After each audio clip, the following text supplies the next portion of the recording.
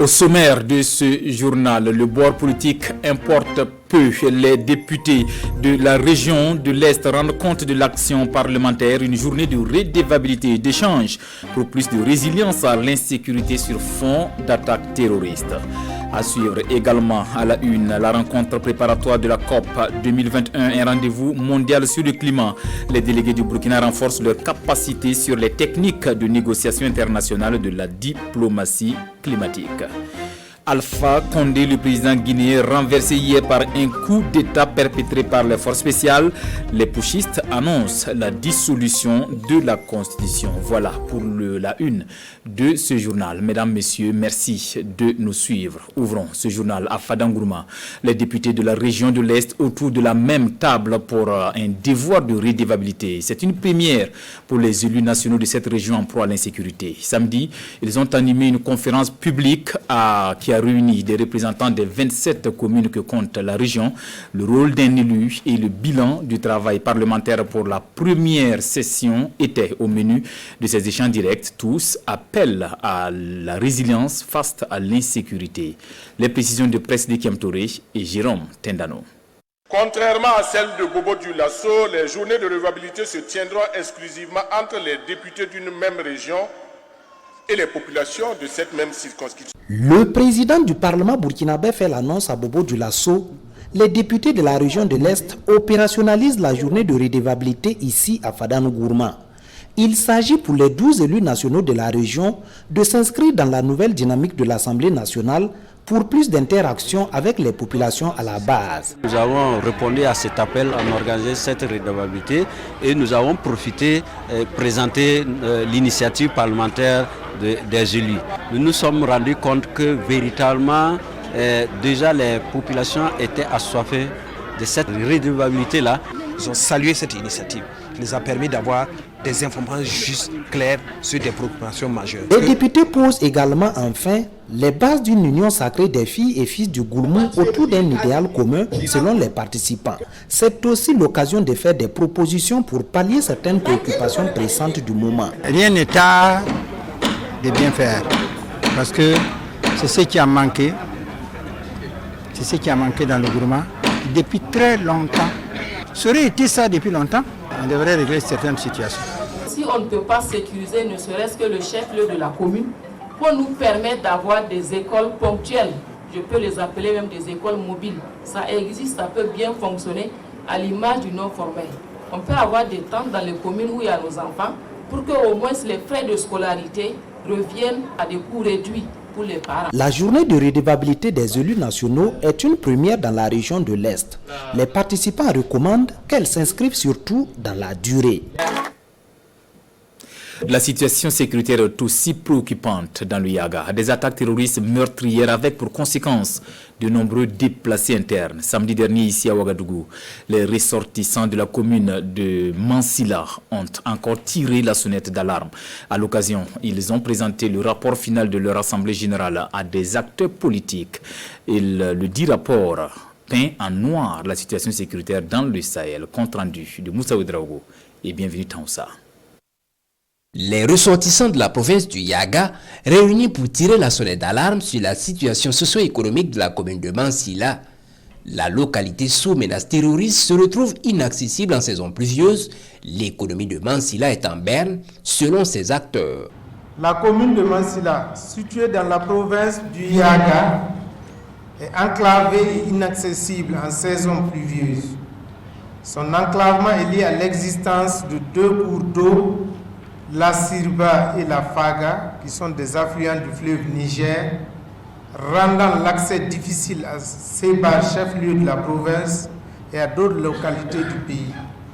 L'état des lieux de la situation sécuritaire à Mansilla se présente comme suit. Depuis février 2019, la commune de Mansilla fait face à une situation sécuritaire très préoccupante du fait des attaques et agressions armées à caractère terroriste. C'est un comité de plaidoyer inquiet de l'insécurité alimentaire qui sévit à Mansilla. Ces ressortissants du Yaga déplorent le déplacement massif de population dû à l'insécurité. La menace du terrorisme a plongé toute l'économie de la commune dans une récession augmentant de ce fait la pauvreté des ménages. Le chef-d'œuvre de la commune a subi des razzias à telle enseigne qu'il n'en existe plus de chef. Cette situation a entraîné une réticence des investisseurs à intervenir dans la commune. En outre, plusieurs projets de développement sont à l'arrêt.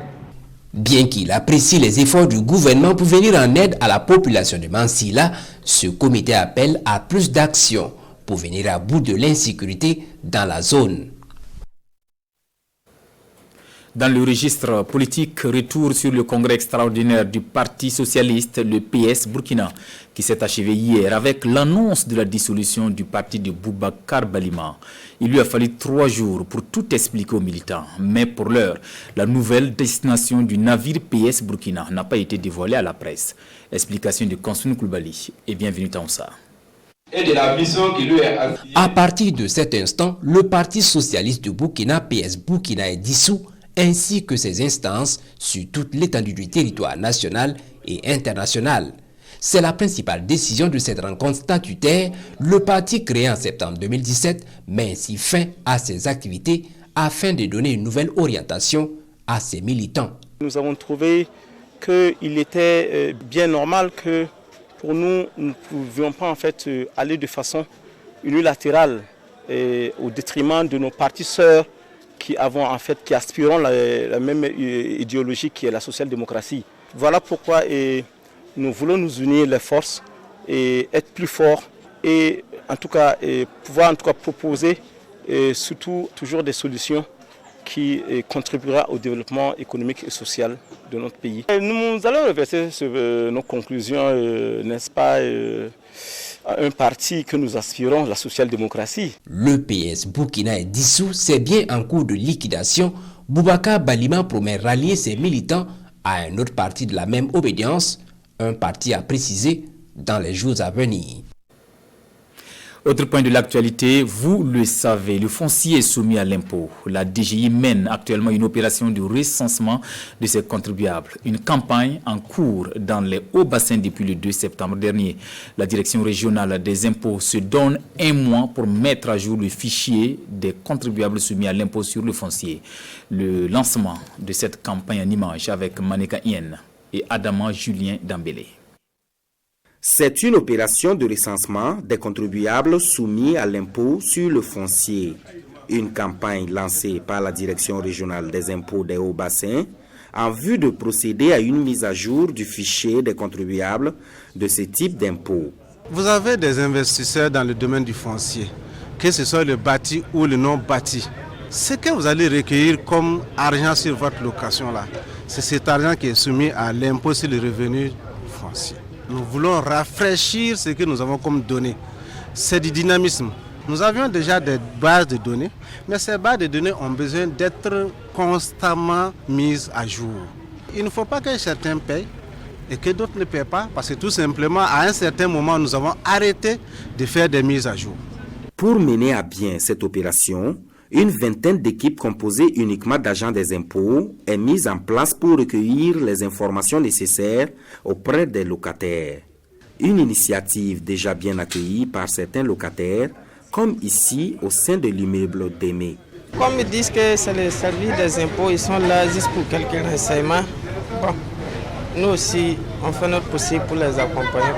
Ils sont venus prendre des renseignements sur mon local, combien je paie mon loyer, qui paie les IRF. C'est pour le loyer là, ils ont demandé nous on paye ou même paye. Parce qu'ils disent on paye. Par loyer c'est 100 000 francs par mois. C'est très bien. Ouais, c'est très bien. C'est pour le développement du pays. Donc je pense que c'est très bien. Cette campagne de recensement des contribuables soumis à l'impôt sur le foncier est prévue s'étendre sur 1 mois à compter du 2 septembre 2021. Elle concerne les 3 provinces que compte la région des Hauts-Bassins. Le Burkina se prépare pour la 26e COP qui se tiendra du 31 octobre au 12 novembre 2021 au Royaume-Uni. Le secrétariat permanent du Conseil national pour le développement durable forme alors nos représentants pour mieux défendre le dossier Burkina à ce rendez-vous mondial sur le climat. Les mécanismes climatiques et les techniques de négociation internationale de la diplomatie climatique leur seront expliqués au cours de cette formation soutenue par l'Institut mondial pour la croissance verte en Afrique. L'ouverture des travaux avec Rasmane Zundi et Moumouni Soubeiga. C'est une formation qui se tient en prélude à la 26e COP, la conférence des parties sur le climat. Une quarantaine de délégués burkinabés sont donc conviés pour une session de renforcement des capacités sur des thématiques relatives aux négociations internationales. Il y a beaucoup de thèmes qui vont aller de la présentation des différents instruments juridiques dans le cadre des changements climatiques, sur les techniques également de négociation, comment se comporter au cours de ces rendez-vous au niveau mondial, parce que nous sommes dans un contexte de diplomatie climatique dont les acteurs verront leurs capacités renforcées sur tous ces aspects afin qu'ils puissent participer pleinement à ce rendez-vous mondial. La formation est appuyée et soutenue par le DJI, l'Institut mondial pour la croissance verte.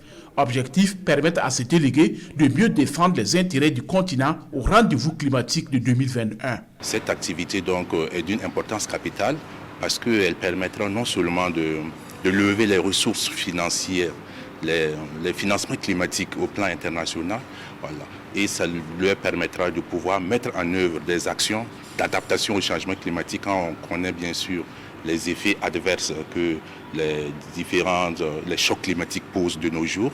C'est le Royaume-Uni qui abrite la 26e COP. Elle se tiendra du 31 octobre au 12 novembre 2021. Les législations en matière de santé de la reproduction des pays de l'espace CEDEAO en discussion à Ouagadougou. La rencontre qui vient de s'ouvrir ce matin devrait aboutir à l'adoption d'une directive communautaire sur la santé de la reproduction dans la sous-région. Issa Kafando, Caroline Ouare. Ministre de la Santé, ministre de la Fonction publique, responsable d'ONG et autres organismes intervenant pour la santé de la reproduction sont réunis pour la même cause, amener à l'adoption d'une directive communautaire en matière de santé de la reproduction pour les États de l'espace CEDEAO. L'état des lieux pour chaque pays est déjà dressé. Reste à en déceler les insuffisances, à corriger les disparités et tendre vers l'harmonisation. Chaque pays doit transposer les lois. Nous devons faire en sorte qu'il y ait un consensus en matière de droits en santé sexuelle et reproductive. Donc au cours de cet atelier, les expériences pays seront mises sur la table et il va se dégager un consensus qui sera donc appliqué à l'échelle des pays de la CEDEAO.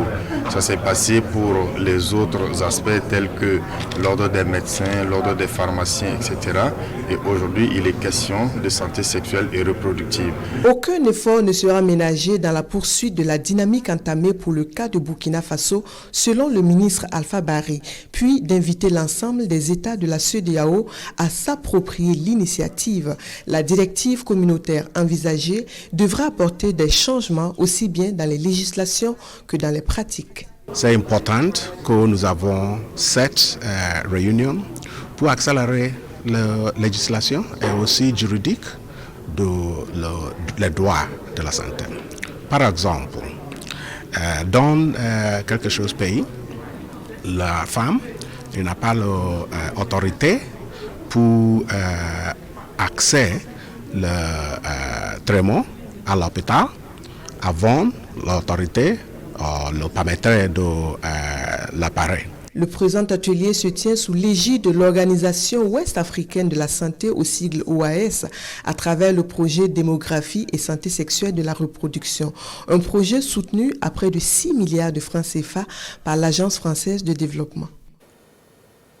Les imams et maîtres coraniques ont vu leur capacité renforcée en matière de lutte contre l'extrémisme violent il y a de cela 1 an par la commission éducation, sciences et culture de la CEDEAO. Prochaine étape, l'évaluation.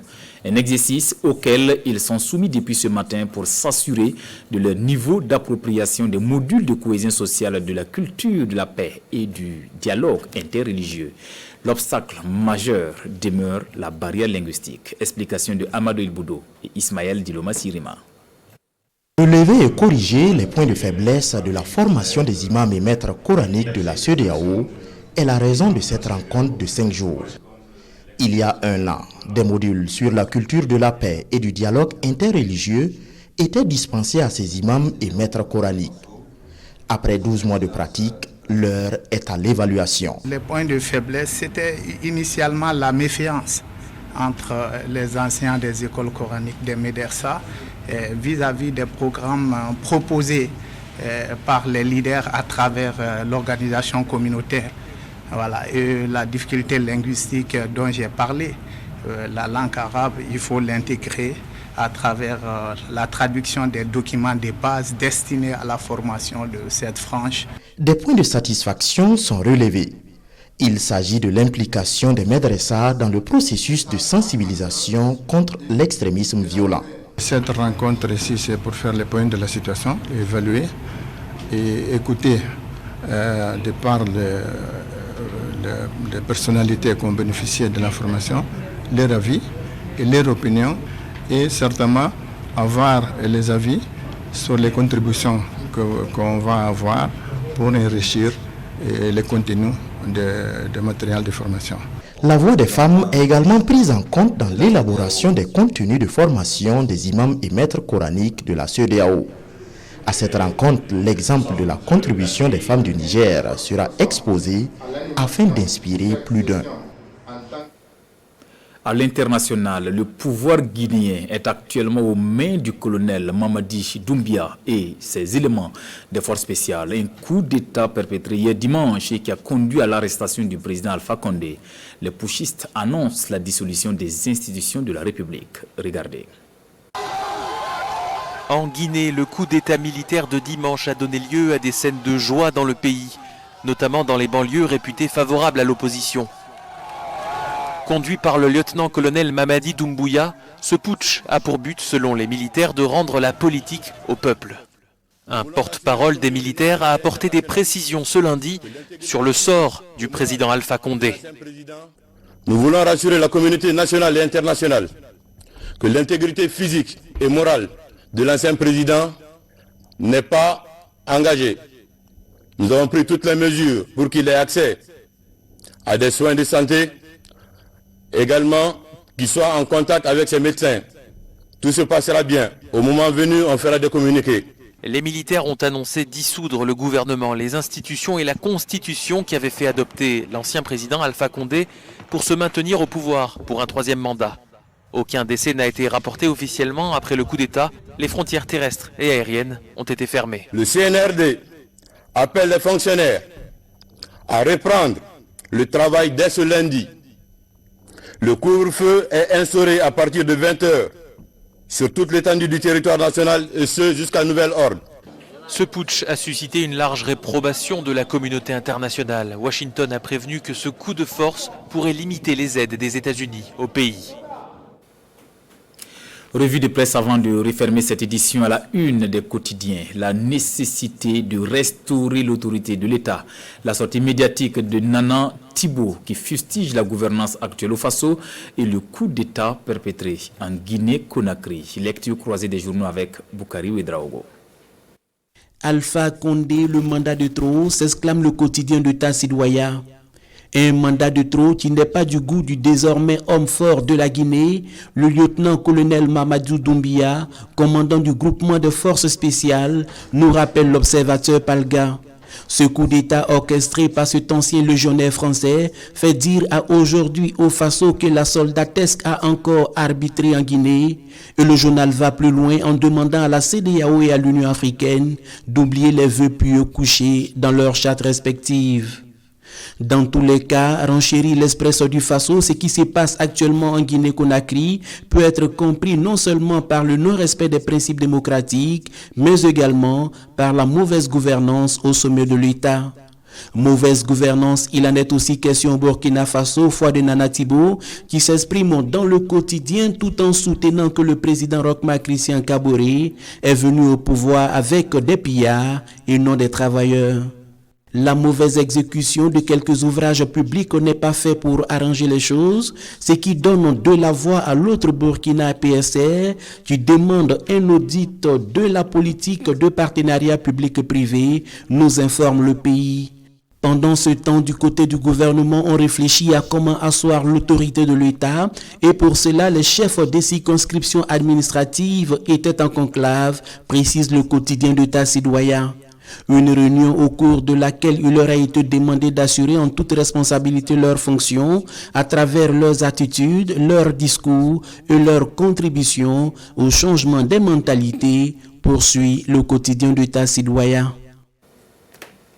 Voilà pour l'essentiel de l'actualité de ce lundi. Merci de la fidélité au programme de la télévision du Burkina. À bientôt.